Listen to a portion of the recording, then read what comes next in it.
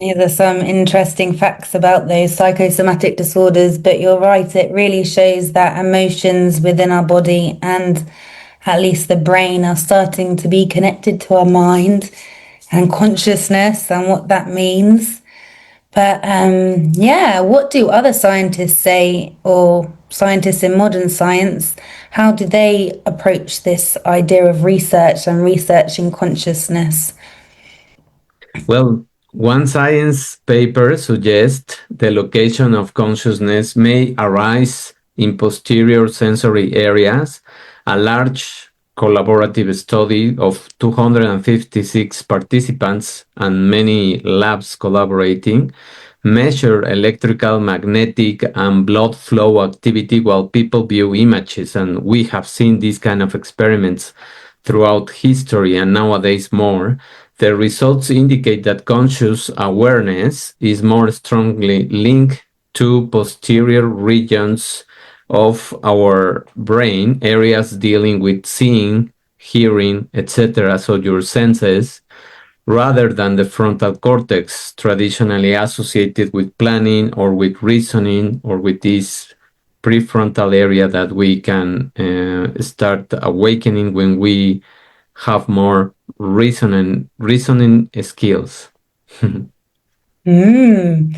It's good to know which part of our brain seems to activate with our consciousness.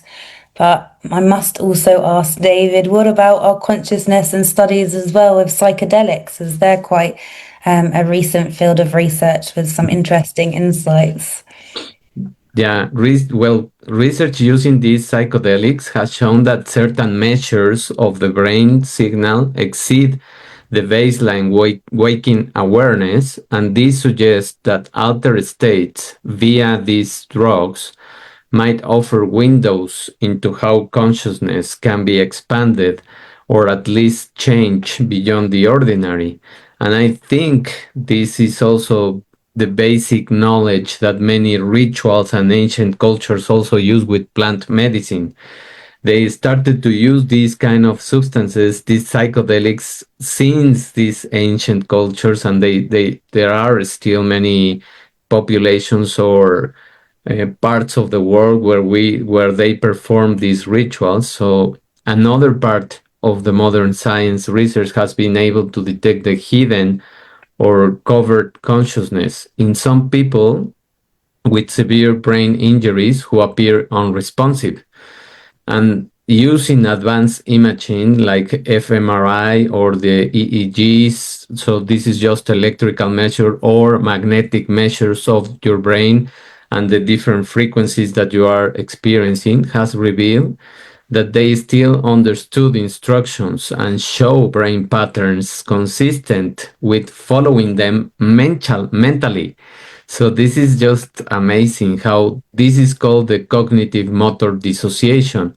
And that means that consciousness, or at least some awareness, may persist even when outward behavior suggests otherwise. And I think this can be linked nowadays with these experiences of near death happenings when they are diagnosed as death and they return, let's say, to the body, they experience this kind of awareness that expands and they listen to everything that is around them, and they lose the sense of emotions, but they sort of feel everything from above.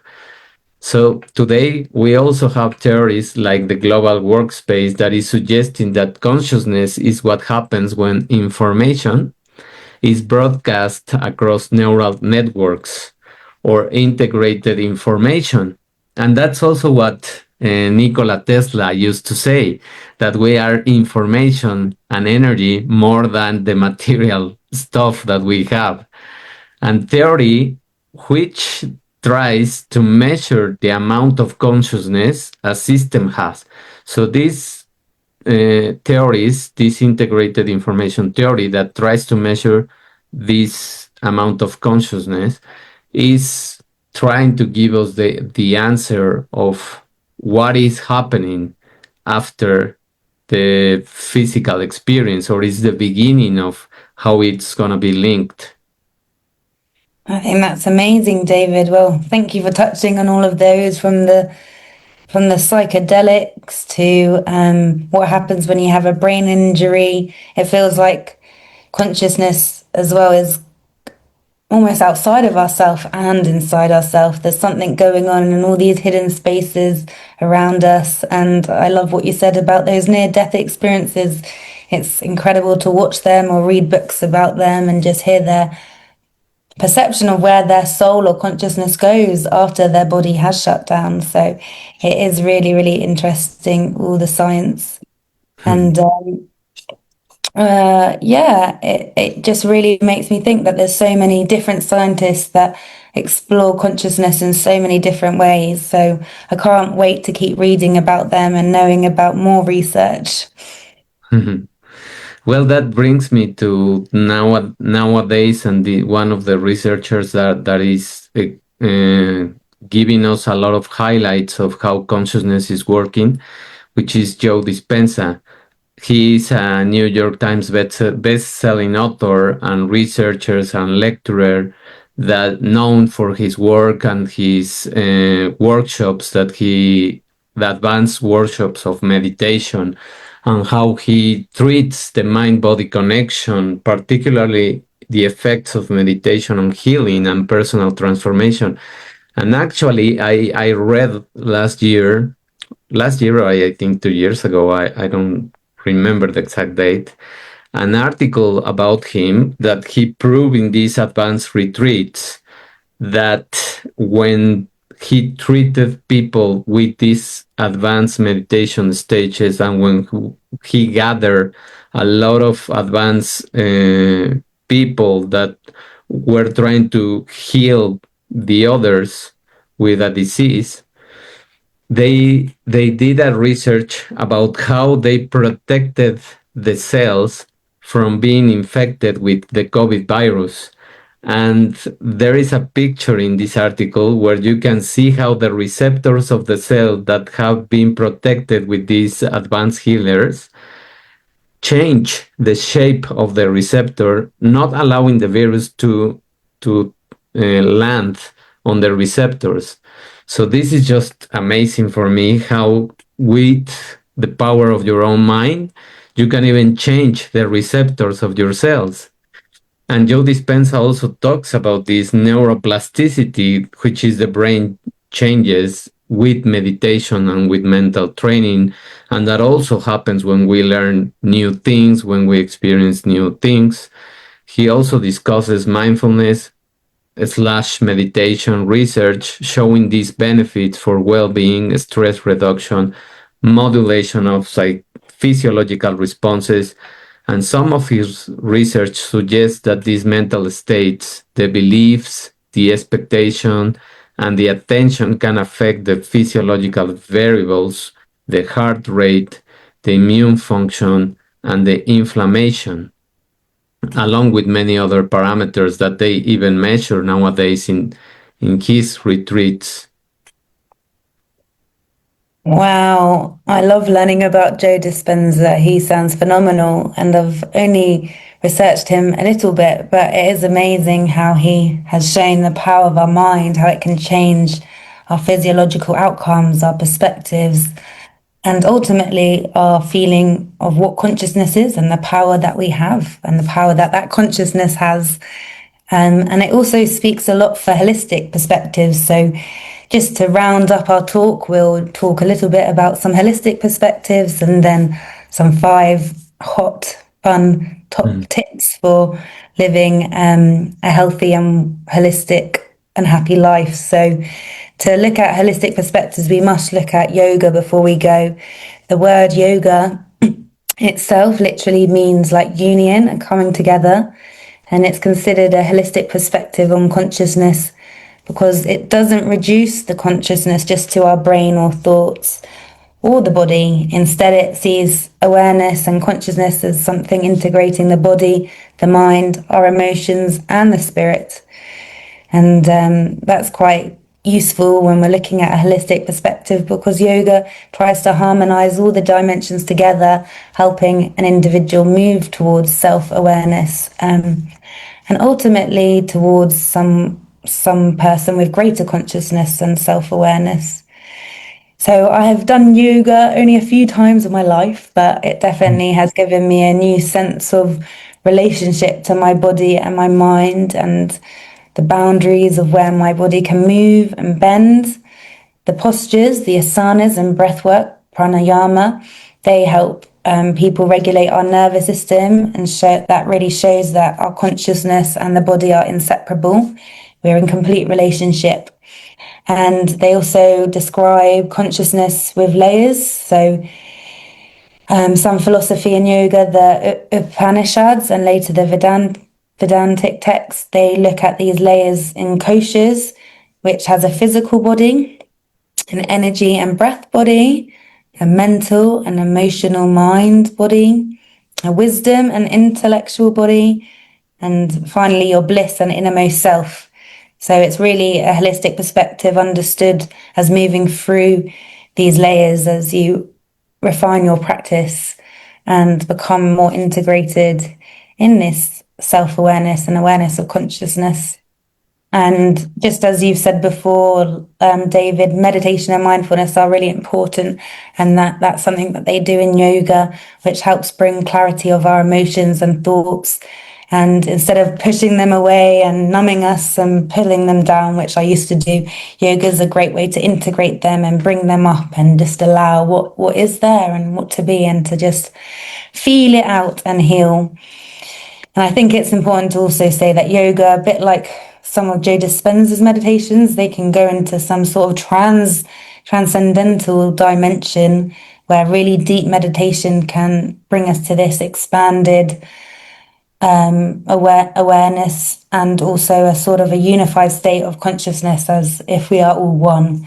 So yoga is a great thing to explore if you want to understand consciousness more deeply in yourself and the world. And as I said, with yoga, I've been able to notice my blocks and my boundaries, and then sitting with it and having that time to meditate and time to reflect a little bit deeper. I've had really big times of breakthrough, so I super recommend it. Mhm. I have just tried a little bit of yoga. I think I need to explore more about that, and I want to explore more because, as you mentioned, you start sensing more your body, you start experiencing more these kind of limits, more related probably with flexibility and with these kind of things, which is also very good for our minds because we relate the flexibility of our bodies with the flexibility of the mind. And that would be also very good to understand different perspectives of people. So I would also suggest that indigenous perspective and shamanic systems also take this holistic view on consciousness.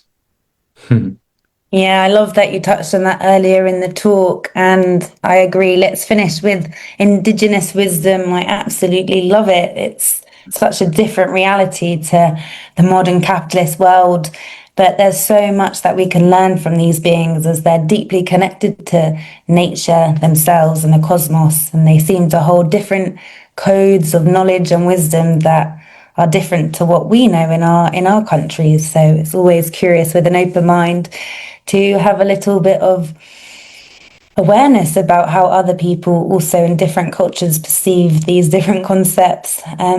So for indigenous cultures and shamans, they see consciousness distributed across persons, spirits, ancestors, our environments.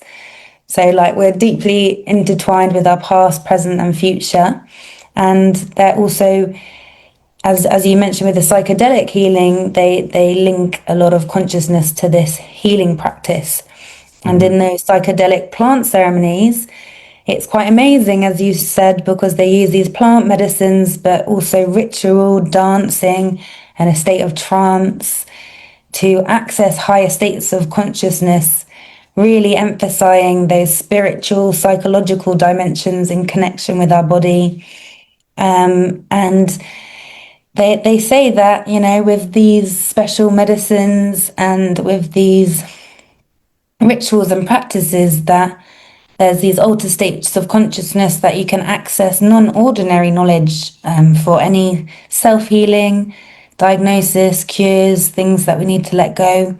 I think ayahuasca is quite a popular medicine in a lot of Western world and also indigenous cultures as something to really heal you and take you to a higher state of consciousness. So it's not something I've tried before, but I think it is really interesting just to see how these cultures treat health so differently, and they see it as a really entangled view of our relationship to ourselves, each other, and nature, the planet, etc. So what about you, David? I've got one question really before we end with our 5 tips. My question is, if you get ill again, would you like to go to a normal doctor or would you like to visit a shaman?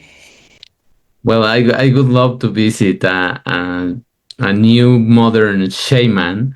That I think that is what is happening nowadays, or I want that to happen to many of these medical doctors, that they should be also trained in a holistic view of the body and to understand the things. And I was just reflecting about that with the experience of my daughter and her health issues, that if physicians have the time to interview deeply the people and probably even give them a kind of meditation throughout the interview, it would be so much deeper and they would gain a lot of wisdom from those experiences, and they probably would have a much larger database of things that are happening in the body and how they are relating to also the emotional experience of the patient or what is happening in their own lives.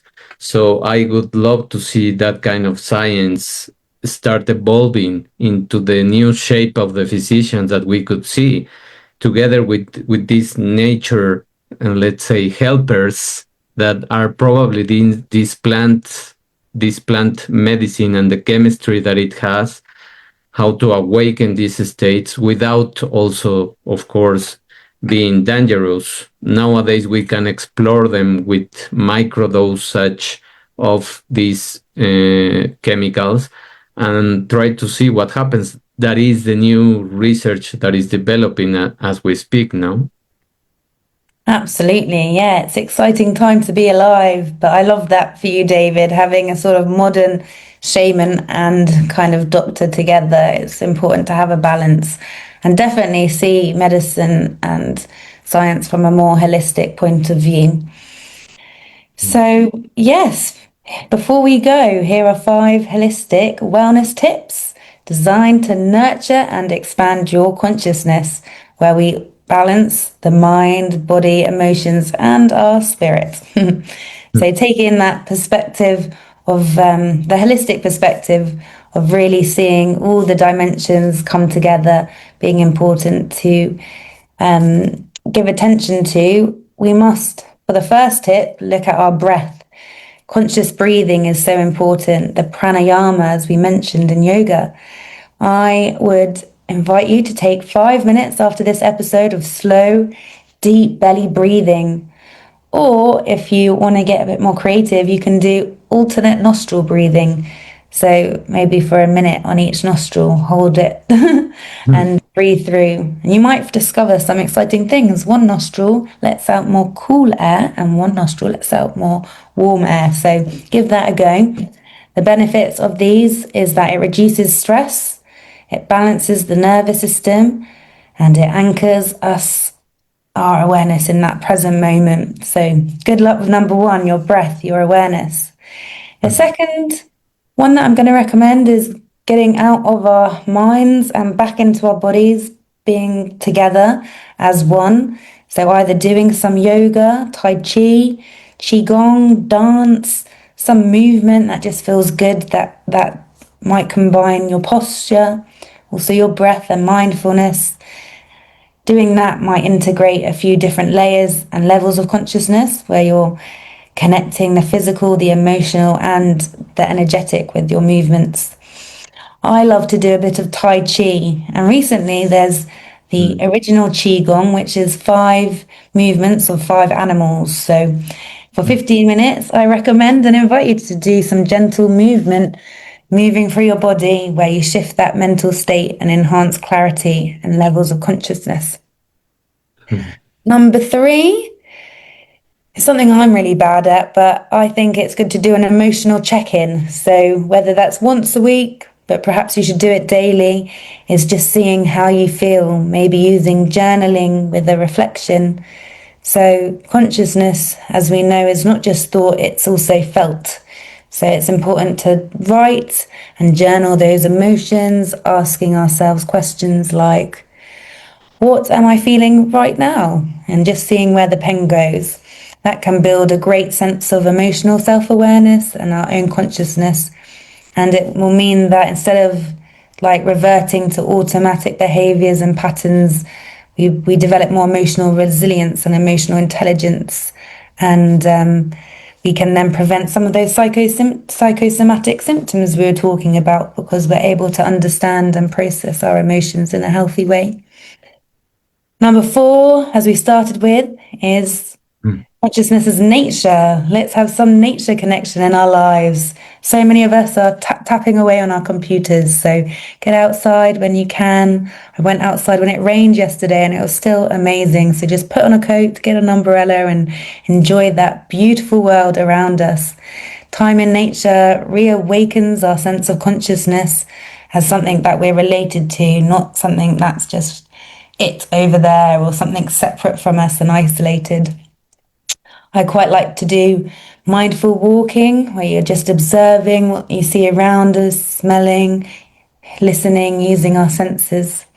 And using that connection with nature definitely dissolves that I and it separation and makes us see nature as one with us, as that living God as well, as that's something that we have relationship with. mhm, And number 5 is quite an obvious one, but it's hard for so many of us to do. And that is, guess it, meditation. Yeah. Having that moment of inner silence. So tomorrow I'm going to set time aside, just 10 minutes.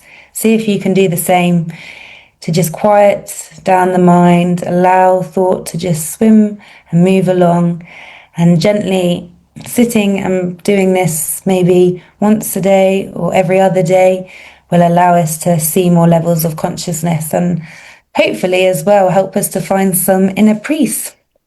I've done practices before in meditation with mantras. So you might like to sing. You could also do a guided meditation where someone talks you through how to breathe and what to think about.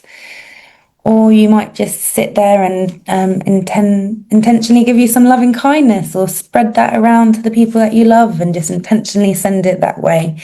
It's amazing the power of our consciousness and what it can do.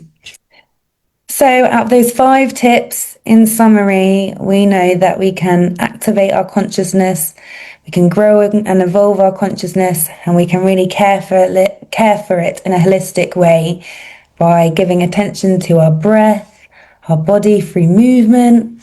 We can integrate our emotions, our nature, and of course, using meditation.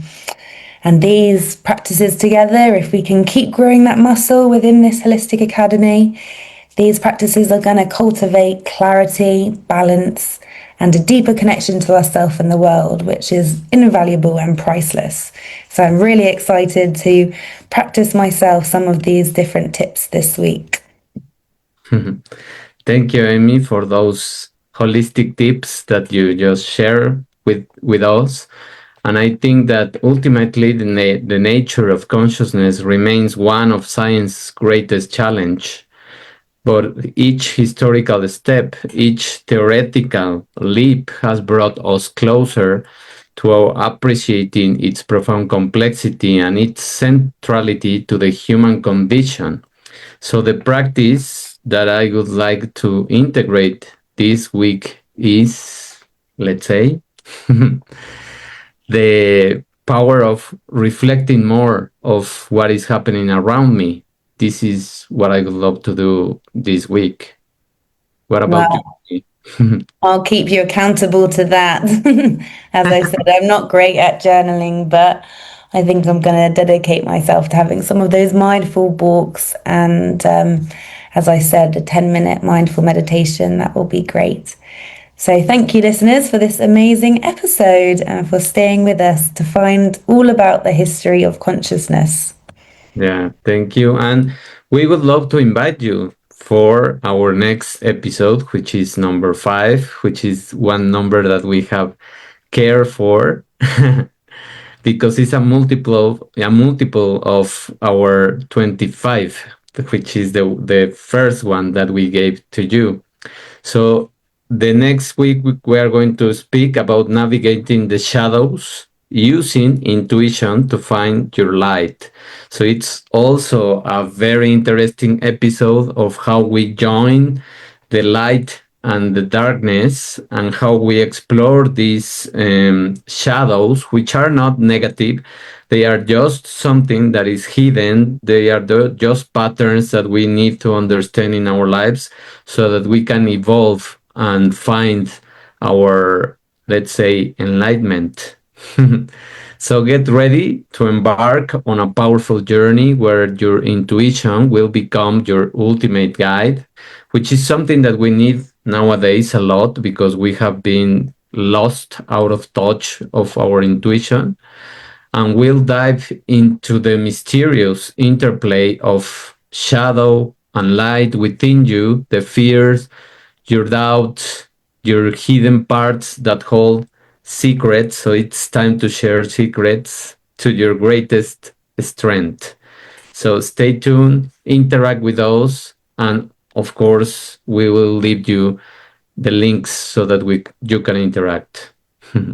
Amazing, David. Thank you again, everyone. And I think it's intentional. We didn't talk about intuition in the world of consciousness, as that indeed is a topic to be explored in a whole nother episode. So I really look forward to seeing our episode next time. But please write your comments. We will look at them and reply to you. And we're really excited as we are live across many different channels at the moment. So please join our Facebook group if you have liked our content. It's called Holistic Academy 25. We also have a channel on Substack where we're going to be sharing our podcasts and blog articles and posters and insights. We're also on YouTube, so please go and check us out, give us a like. And we've also just recently launched on Spotify and Apple. So looking forward to staying tuned with us, whether you're in the car, on your laptop, wanting to watch something on TV. We are here and ready to share and spread this beautiful wisdom. So thank you for being here, and we look forward to the next episode. Yeah. Thank you, everyone. We will listen to each other on our next episode. Bye.